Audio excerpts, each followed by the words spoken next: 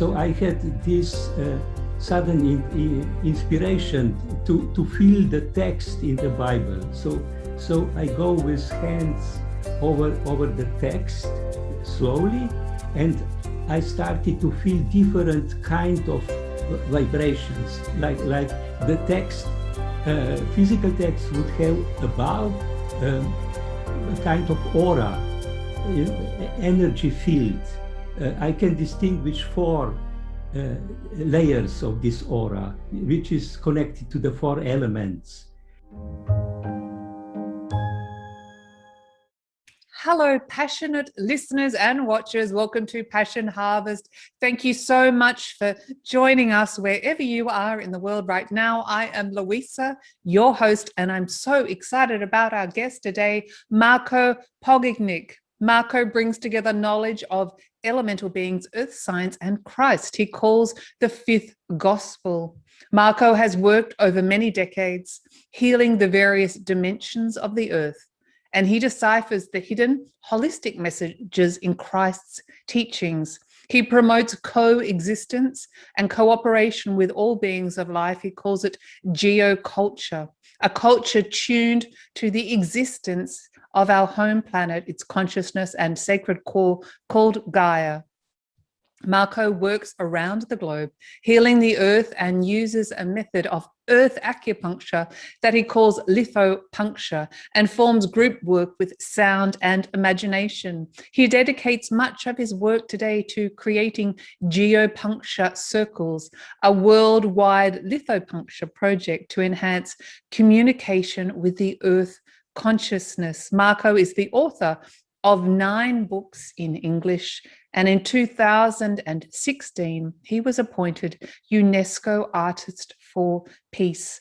This is his story and this is his passion. Marko, I'm so excited to have you on the show today. Welcome to Passion Harvest. Thank you for inviting me. I never was in Australia, and this is wonderful to talk to you. It's amazing we can talk across such a distance, the globe and time zones. Yeah. I'd love on the other side of the globe. Amazing, isn't it? Technology. I'm so excited to talk to you today, and I've got so many questions, but I'd love to start with one of your remarkable books. But what is Christ power? I think there is much misunderstanding about Christ.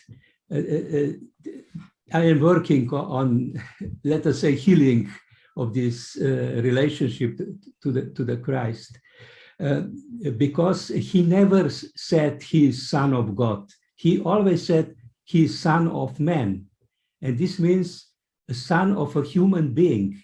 And this I understand as he embodies, like these 3 years, he was speaking to the public. He embodied a new generation of human beings, like a model. He is a model, living model of who we will be or we are becoming. And later, very soon, this was misinterpreted as he was Son of God, and he I don't want to repeat all these things. So I try to go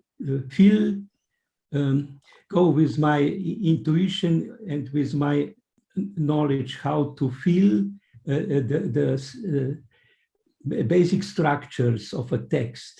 I try to go towards who he really is. He is one of teachers of humanity, but also more, he embodies something that we are and we are becoming. Almost like an ideal human, a pure, loving human. Yes, I think he marked the start of something that I call Earth's transforming process and transforming process of the human being. Then it started, which means then we started to move towards something that we are becoming on a new level of our evolution. And he gave the first note, a very clear image, but also embodied image that was later distorted. And so you've received this knowledge you mentioned through intuition, but through reading the biblical texts as well? You spoke to Sorry. You've received this knowledge through intuition. You're using your intuition, but also through reading the Bible. Yes, I am working with landscape and with so-called invisible dimensions or causal dimensions of landscape and places. So I learned to feel with mainly with my hands and with my body. I can feel different kind of energies. So I had this sudden inspiration to feel the text in the Bible. So I go with hands over the text slowly, and I started to feel different kind of vibrations, like the text, physical text would have above a kind of aura, energy field. I can distinguish 4 layers of this aura, which is connected to the 4 elements. For example, the earth element, the water element, the fire, and air. Air. Air. This is amazing. Yeah, I was surprised. I can feel this in the landscape, but the text, letters are very small, and also it is printed from many times translated, and so. But I found out that if there is a source that is deep enough, then it goes through all these later layers that were put on the top. So I can feel right through. And going like this, I discovered that there are parts in the Bible where the aura is complete, which means that the Christ is speaking. And then suddenly it falls down to 0. There is like there are empty holes in the text. And I started to look at these holes. Then I use, of course, not my hands, but my intuition, my knowledge about life and who human being is. And then I saw that there are like parts with these black holes that are telling something which is opposite, instead of love, bringing fear to people. And I started to recognize that there were manipulations. I am constantly, I do what I call earth healing, which means places are damaged by human wrong deeds. So my work is to put them right again. This means to take them out, blockades, take out, and so. So this is, I started to do this kind of work on the Gospels, on recognizing which powers broke in and to change something, because some interests of the early church maybe to be more appealing to people, or meaning, oh, this is too revolutionary what Christ is saying, we must change it. I know this from communist regime that I was living in. They said, oh, people are not adult enough for this kind of truth. We must put it in this way. No, these are institutions that do this. So you were able to decipher the actual real, true messages of Christ and also the messages that had been manipulated. the texts that had been manipulated by the church or higher powers. Yeah. I worked then on two levels. One is the actual text, and then I helped also myself with the text from Nag Hammadi. This is a text, Gnostic text that was hidden in the desert and found about 1945. And this is just a collection of sayings, about 90 sayings of the Christ, just without any stories. Probably the writers of Gospels used such a basic sayings, and then they put stories around change and so. Of course, also this was written in the time after the Christ, through memory of people, and there are maybe also some distortions. They thought maybe he said like this or maybe like that. So I had to compare and to feel about this, how it would be truly. And then with the time when I was working, the Christ within me started to talk. So I put like a saying of him in front of me and went inside and asked, how would you say this today? So there is a part of the last part of the book where I, so to say, with his voice, I translate the sayings from the past into sayings now, how he would now. So it's more relevant for people today. Yeah. And then I was sometimes very surprised by myself, because it would be different that I would thought about. I can completely understand it, because in essence, if everything is energy, then words are energy too, and you're feeling the different vibrations of the words on the page, or you're feeling the energy of the intention or the resonance behind the words. I think I was invited to do this work because I'm not theologist. I knew nearly nothing about Gospels, but I was suddenly like invited in 1999.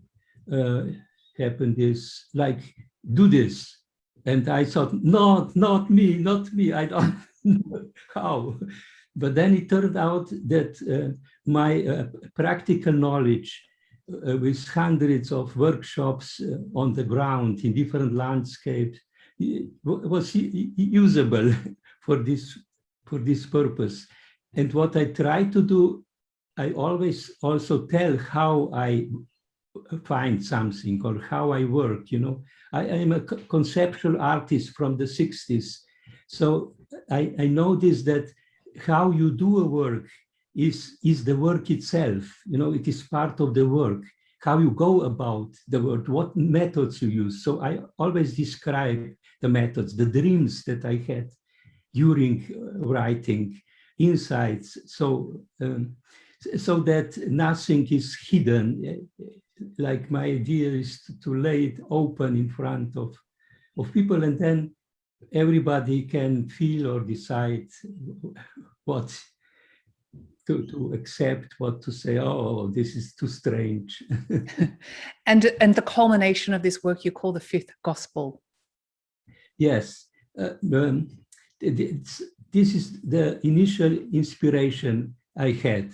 Suddenly, I had this inspiration. Oh, there must be a gospel that is within the four gospels, must be a fifth gospel, which is not bound to time and circumstances of that age, but it is something that constantly is being spoken and also changed. It is like in the air that we breathe. And especially, I work very much in Israel, and I know since 20 years, each year, with different parts of the country. So I am very familiar with this sound that is still there in the landscape, because on some level there is no time limit, everything is now. So when I work with the landscape, always with people, of course, these are all workshops, I dive, again and again, we dive into these levels that are beyond time and space limitations. And so there it sounds, the words spoken, or maybe more the consciousness behind the Christ words spoken in these places still resonates in the original places and in this landscape. It's just fascinating. And I just want to ask you, you spoke before about the levels or the realms of the earth that you work on, which I think is absolutely fascinating. I know we don't have a huge amount of time, but do you mind describing what you mean by the, if you can, the realms or the layers or the levels or the dimensions of the earth? It starts with another inspiration that I had, because I was at that time part of farming and artistic communities in Slovenia in the 70s that I created with my colleagues.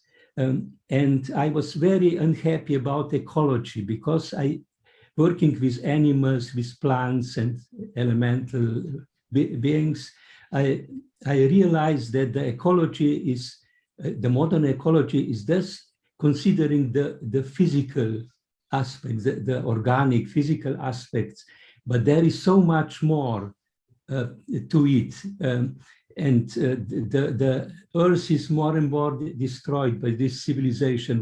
What to do? And I had this inspiration to translate the alternative methods of healing into the healing of places. So I started with something like acupuncture.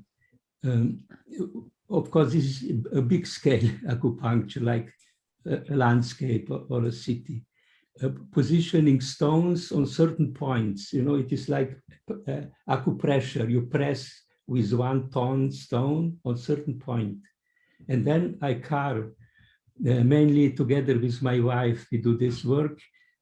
We carve special signs that I call cosmograms, where we communicate with the place, to bring some harmony or balance or transform something. It needs not just to touch energetically, but also through consciousness to connect and to invite places to awake to their true essence, for example. And for this would be more like homeopathy, which is healing at the level of consciousness, let us say. In this science is coded, like in the Gospels. I also found out that behind the saints of the Christ are also images, like what I call cosmograms or archetypal patterns. Like he would speak, but not just, people would not understand because this was all new. But they would perceive, people were more sensitive at that time probably, they would perceive these patterns, these images. In the book also on Gospels, I do drawings of some of these images that I perceive behind his words. So people would not see these images, but receive them intuitively. And the same method I started to use also in the earth healing. But then was the question, what I'm communicating with. I must also understand, as modern human being, I must understand what I'm doing, otherwise could be also wrong. So I had to develop theory. A theory I am constantly developing since 40 years. a kind of theory which means to understand that landscape and the earth is in more layers, subtle layers that we don't see, and of course manifested, embodied, that it is all reality. So in different times I developed different models how to understand. I am using now a 10-dimensional model, which is partly goes into spiritual realms and partly into the depths of the earth, like elemental worlds, or what we call dragons, which are, I think, the angels of Gaia, those beings that move basic, life at its basis, like creating space and dimensions so that different evolutions can develop and have space that we need, and other beings, fairy beings, or needs that we or those like our ancestors and descendants, they also need a space. So these different dimensions are all practical spaces, more subtle or less subtle, that different beings need. And if I work with the landscape, I use such models to understand what I'm confronting with, or what is being distorted, maybe. This is so exciting. And again, thank you. I know English is not your first language, but you're doing a great job. I just want to ask you something. You spoke about how you often with your wife put, I think you call it geopuncture, the rocks. You put the rocks on the geographical locations and carve in certain symbols. Do you go to the actual location, the actual geographical location, or can you do it remotely? Yes, yes, I need to go. There is a first phase where exploration. First, landscapes that are overrun by modern civilization, they close, like human beings that are in distress. They close themselves. So Contract. I need much going to places. First, I don't perceive anything because places are sad and don't want to communicate. But I must go again and again, be loving and listening. I touch with hands. I stand on my knees. I feel very well with my knees. So I have dreams. Then I have dreams. Sometimes places would then through dreams open, are more open. They don't dare to open directly, but through dreams or through certain events, or I study history of the places to see where is the problem from. And this is and then I can also continue on maps. I put a map needs to be put in resonance, putting in resonance with the place. There is always a certain angle of when the resonance goes back and forth. Then I can feel also on the map. But this is after I touched the place. The places need to be touched. Like human beings, they love it. Yes. Just remote. And sorry, how do you know where to go? Do you feel called to certain specific locations? I never go by my will. This is important. The place is mainly speaking through people. People being inspired, like, we need to do something for this place. It feels so bad and unhappy. And they look internet, or I don't know how they find me. And then they say, come, we need you. And so sometimes it is enough to do workshop or a series of workshops, but and other is not possible, but often it is possible. People find possibility, financial possibility or possibility, like places are so important, like here is a place where you allowed, or I say, look, it would be needed to put stone here, there. I work sometimes also with big cities, like I did with Quito, the capital of Ecuador. So this is a big city, and the mayor must say yes, otherwise it doesn't go. And say, yeah, yes, you find the places, we will see to whom the place belongs, then it needs to discuss. People, would you accept the stone? No, then I must search for another place that corresponds. So this is a process, but I am very aware not to introduce, to come interfere, do something. But also I do with people also like this. We say, this is our earth. We are responsible for what we did to the earth. So we go and do, but of course not with stones then, but we work then with sound, with movements, with imagination, images, tuning to the place, and then we don't do any harm, officially any harm. This is our earth, we are responsible, and so, and this is mainly we work like this, because there are not so many possibilities that we are invited with my wife Marika or my collaborators to put stones.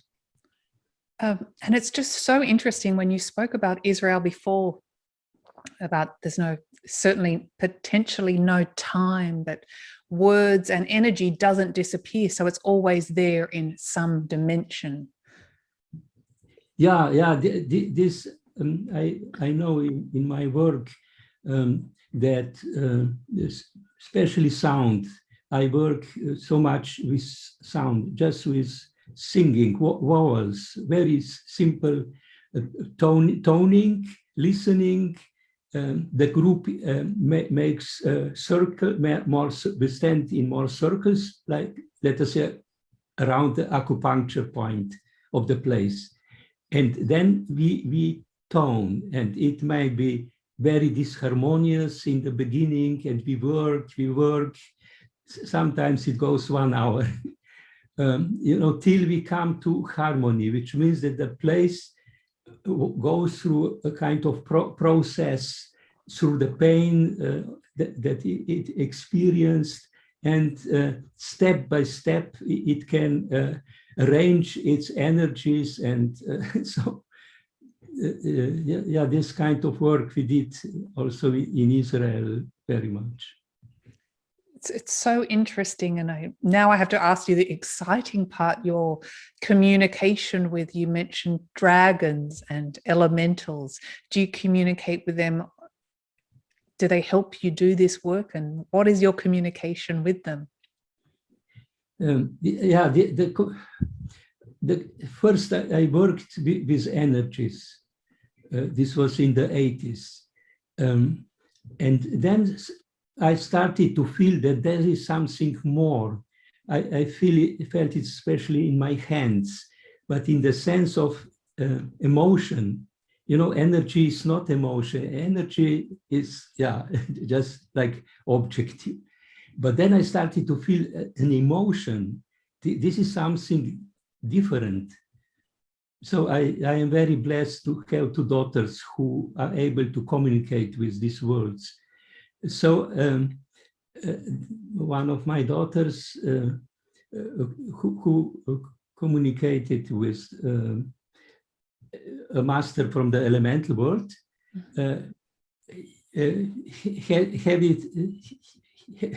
him said, these are elemental beings. This, of course, emotion is a being. And then I started to go in this direction. I knew this from Findhorn already theoretically, but now it starts to be very practical, feeling on the body, and finally also accepting that elemental being is also us, that within, that like a tree has elemental being as a consciousness of nature, helping the tree properly to grow and to develop. And the same is with human beings. Also, we have our own elemental being who is responsible for each cell in our body. We are not such beings to be able to grow our hair or in proper way. So there must be a consciousness that is about, and then a landscape has such consciousness that we usually call devas or landscape angels or Pan. You know, there are beings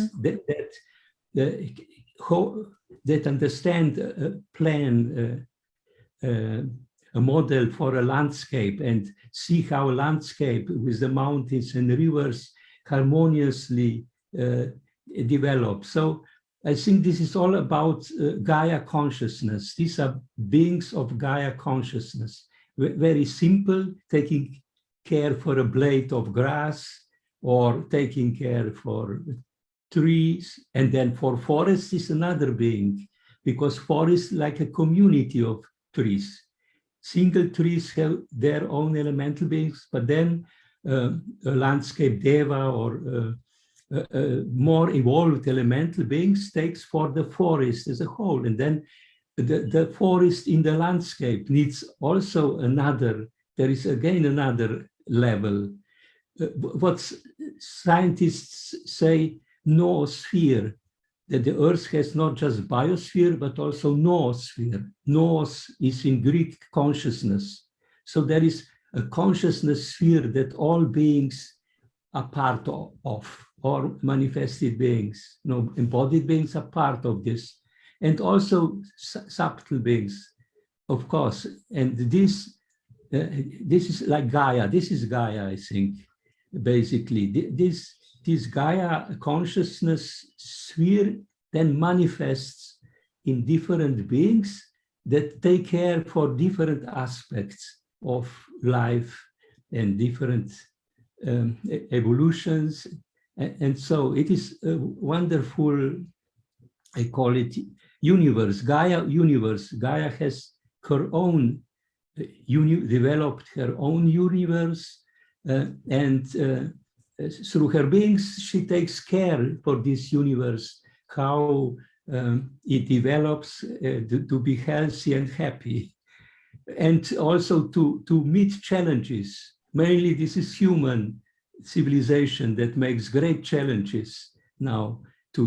And we are witnesses of this, how Gaia and her beings try to keep the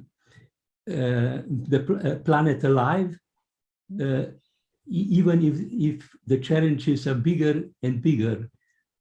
And this is another field of my work that started about 2000, which is to follow and support transformation processes, because not just Gaia constantly fighting to keep the earth alive, but she developed also, I realized, her own plan how to get out of this narrowness that we created. And this I call the Earth's transformation process, or she's changing the structure of her universe. And I try to follow and to support through my work, to support, but also make people aware. Like this year, I published in US a book that is called Dance of the Earth Changes. Dancing with the Earth Changes, yeah. Where I describe these 20 years, so many processes are going on, very much connected with the Christ consciousness model he put up, towards recreating her universe so that we cannot destroy it. She does not allow that. Do humans have a place in the evolution of Gaia? Yes, of course. We are the most beloved beings of her, I say. Though unfortunately we cause the most damage. Yeah, no, I go against this idea that people are useless. No, we are the most needed in this moment because we are at the same time embodied beings and highly spiritual. We can go to high spiritual levels. And this is what she needs, somebody embodied. There are high beings, but they are not embodied. So she needs embodied beings that can reach through all different levels of consciousness, and then she can perfectly work towards recreating her universe, because she wants that all levels and all beings are there, find place, and human beings are those that she needs the most. But unfortunately, we are also the most lost. Most of people does not know about all this and is just lost. Many are learning, so she's looking for spiritually evolved humans. Yeah, and encouraging. More and more people are awakening in many different ways. It doesn't matter one only, but very different ways people are awakening and becoming a wonderful co-creator. She needs human beings as co-creators. Otherwise, she must do like in the past. In the past, she destroyed, like in the time of dinosaurs, for few decades, no life, so to say, nearly no life. She can do this with meteorites falling in or in different ways. There was no, but if there are human beings who have the capacity of consciousness on all levels, then she can, through our consciousness, through our cooperation, she can make the path of change non-destructive. Relatively, of course, things that are not useful for the future, they will disappear. But important is that there is a path towards future that is secure and clearly going forward. This is so beautiful. I'm going to ask you how we can do this, but first I just want to ask you about communication with the elementals and with dragons. How, I'm assuming you're not necessarily seeing them with your eyes, you're seeing them with your intuition and your mind's eye. How can people communicate more with elementals and dragons? Yeah, we need to reactivate the right part of the brain. We have two equally important parts of the brain. The logical that we now use, modern human beings use only the logical part, which is the left. But the right part has other capacities that are complementary, which means also communication on other levels, like intuition and a kind of profound feeling, not just emotional, but it is like embodied feeling. I communicate mainly like this, with my body, with my hands. I feel a vibration. There is somebody. I feel the vibration. But then I allow this vibration to go through my consciousness, so to say, through the right brain. So the right brain, it's through the consciousness, and the consciousness, human consciousness is able to translate vibration into images, feelings, colors, sounds. and the left logical brain is capable to read this and translate into logical sentences.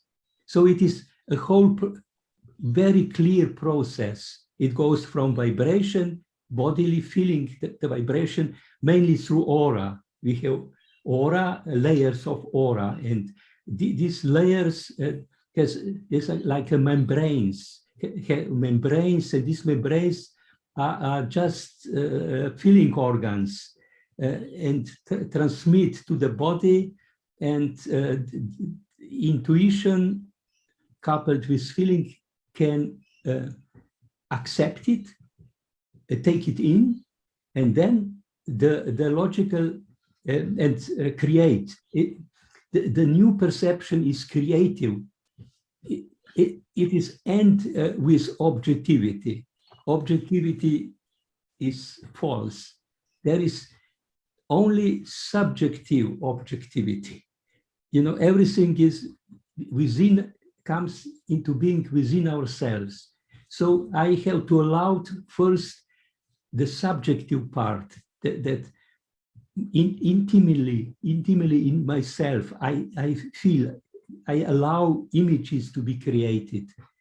And then comes the objective part, which is, yes, like reading a foreign language, you know, formulating. This takes sometimes time. I write down what I see, what I feel, what I see, and then maybe later I work on translating it into, but usually it goes right one after the other, this process.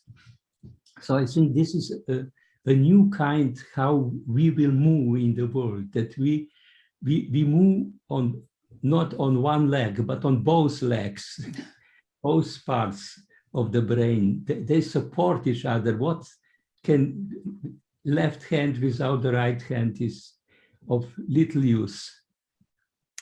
It's true, and it's interesting how it also relates to the Bible that you were talking about, reading the words, and they can be translated into geographic symbols as well.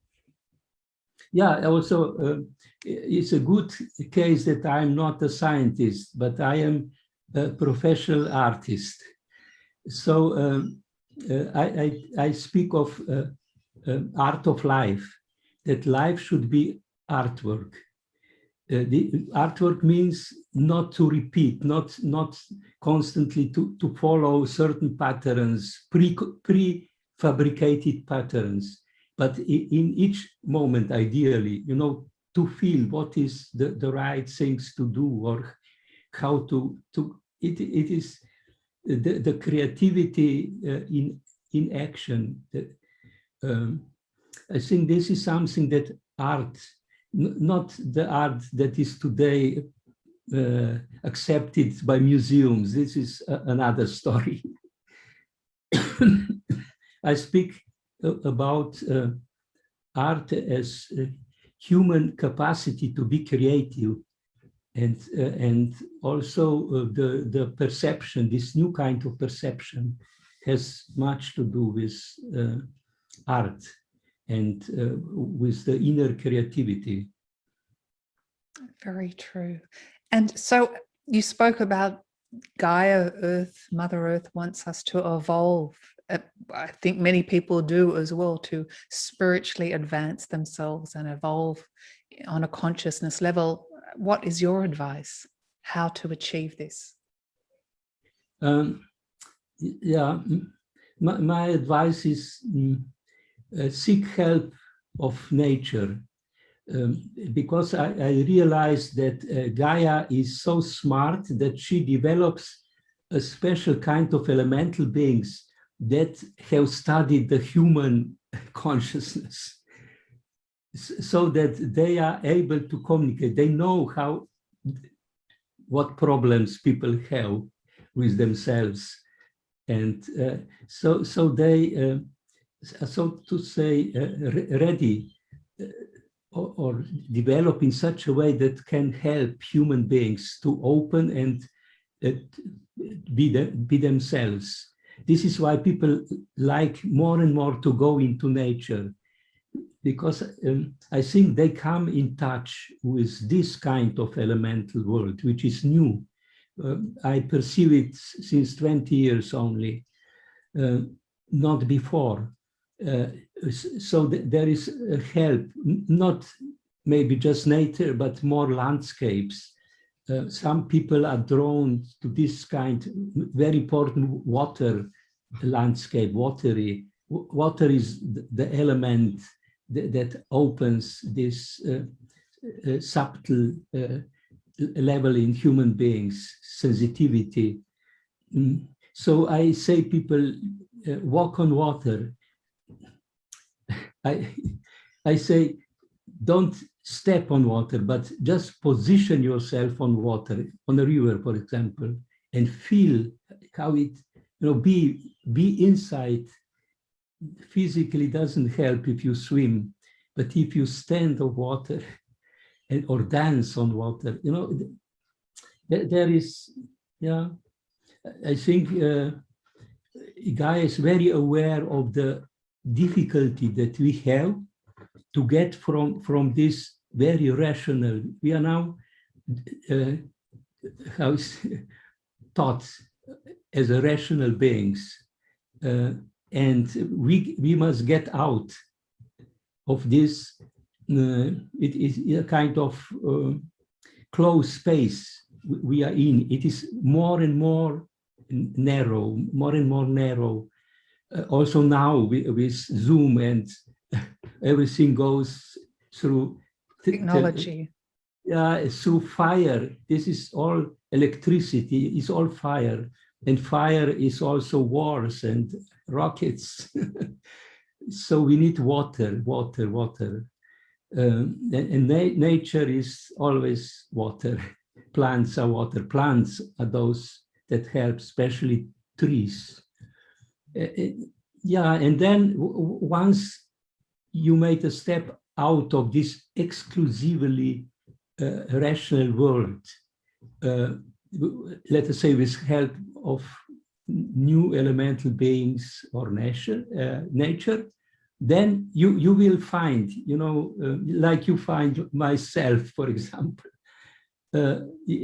People, there are many possibilities. Find this is what helps me this moment. On this way I can develop and then collaborate with other human beings that are on a similar path, and so helping each other, creating, I call Gaia culture. I just write a book for an English publisher called Creating Gaia Culture. How to create a new culture that is in tune with Gaia and her dimensions, but is human culture. Sounds wonderful. Yes, and I love that it's all, there's no, it's all an experiment or experiential how to heal the earth. It's not necessarily always reading in a book, or there's not a formula. It's trusting your intuition, and that's really using the right brain. You are right. Yeah. Sometimes it's very not scary, but for us humans not to have a textbook of how to do this and just trusting in ourselves. Yeah, this is the great challenge, but it is of challenges. We make challenge to others. We make great challenges to beings of nature right now and to the spiritual world in the way how we behave, but they should also learn. So they are learning from the challenges that we do, but we are also challenged by what we are doing in our narrow consciousness. Yes, and I mean, from my personal experience, the greatest healing we can do is through love and intention. With those two elements, I'm sure that you certainly can contribute to healing the earth. Yes, you are right. This is the best to be felt also by Gaia. You spoke earlier about Findhorn. I know you do a lot of work with Findhorn, and you just, before we started the interview, you talked about, you just did a workshop on telepathy, which sounds fascinating. I'd love to hear about that. Yeah, when this COVID thing started, which I think is part of decay of this civilization. When this started in March last year, before I was traveling nearly whole year to different places to do the work and so I couldn't anymore.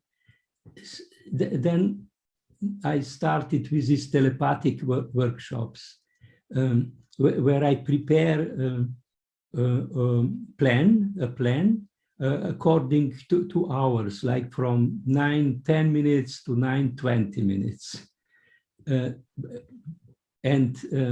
But we work according to the sun. So if you are in Australia, you start always at 9 in the morning, like me in Slovenia.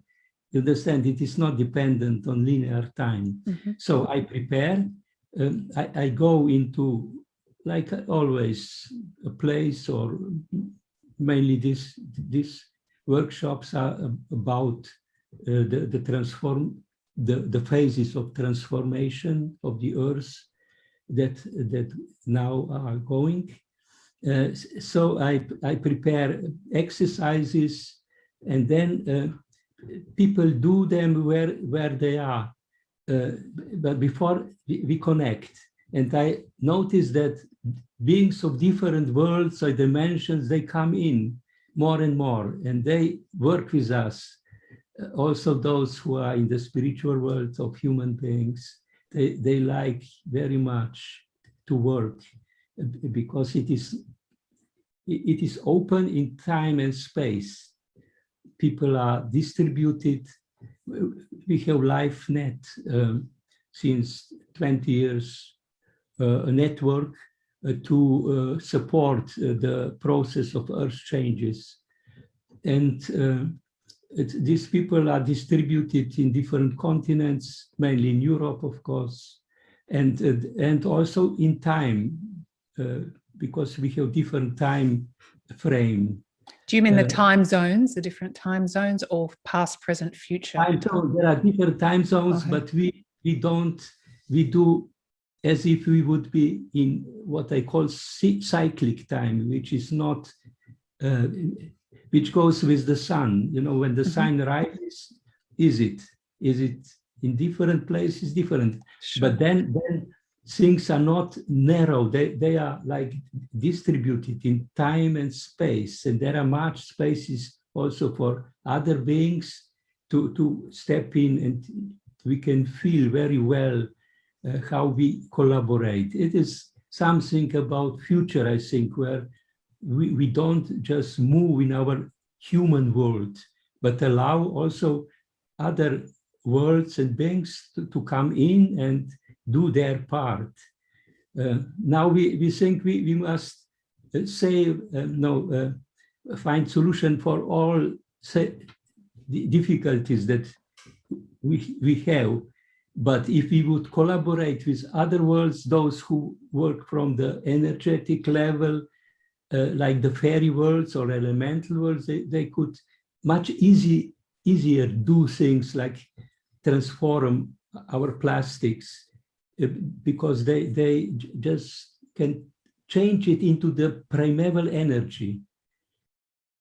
But we don't allow, and then we have terrible problems. So this telepathic workshop is for me also kind of exercise for how future human society, but already now also, can co-create with Gaia and other beings.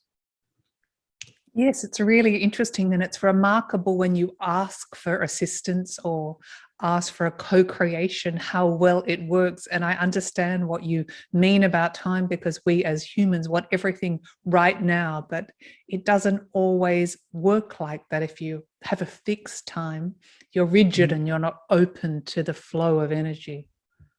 Yeah. we just need to be open and creative and explore alternative possibilities of communication and of co-creation. It's just so remarkable, the work you're doing, Marko. My gosh, it's amazing. Is there anything you'd like to talk to the Passion Harvest audience about that I haven't asked you? No, you ask so many things that I'm very grateful to you that you opened so interesting themes, because I am interested in the same things. Oh, I'm so excited about so many things. I'm really excited. Wonderful. Well, Marko, it's been such an honor and such a delight to have you on Passion Harvest. Thank you so much for sharing such a wealth of knowledge. And I want to say again, thank you for all that you're doing for the earth and all these dimensions that we don't often acknowledge. Thank you for inviting me and giving me a chance to speak to your audience. It's a pleasure. Okay, bye-bye. All the best. Bye. If you liked this episode, please do subscribe for weekly passionate, inspirational interviews.